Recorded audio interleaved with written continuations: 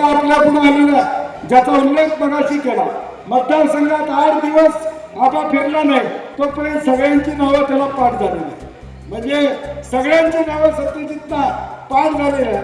असा कार्यकर्ता मिळणार नाही जो जिल्हा परिषद, ग्रामपंचायत या सगळ्या प्रक्रिया ज्या माणसाने बघितलेल्या आहेत, तुमची दुःख जाणू शकतो, तुमच्या सुखामध्ये सहभाग होऊ शकतो आणि तुमचे अश्रू पुसण्याचं काम शेतकऱ्याचा मुलगा म्हणून निश्चितपणे सत्यजित पाटील करणार हा विश्वास या निमित्ताने मी आपल्याला देतो.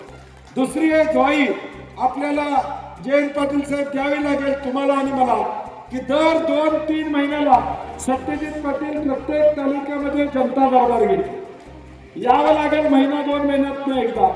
मध्ये आधी लग्न मयत ह्याला खासदार येऊन जातात, तो भाग वेगळा, परंतु किमान महिना 2 महिन्यात एकदा खासदार शिरडला आले, दिवसभर बसले, जयसिंगपुरात आले, दिवसभर बसले, अशा पद्धतीचं नियोजन येणाऱ्या भविष्यकाळात या ठिकाणी करावं. आणि म्हणून शिवसैनिकांना देखील उल्हास पाटील सगळ्यांना तुम्हाला विनंती आहे की खासदारांची जबाबदारी आता तुमची आहे. मशाल चिन्ह घेऊन या ठिकाणी आपण काम करतोय. काँग्रेस असेल, राष्ट्रवादी असेल, इंडिया आघाडी असेल, या सगळ्यांना बरोबर घेऊन पुढच्या 24 दिवसामध्ये मशाल हे चिन्ह घराघरामध्ये कसं पोहोचवता येईल, लोकांच्यापर्यंत कसं पोहोचवता येईल, हा प्रयत्न आपण ताकदीने या ठिकाणी करावा.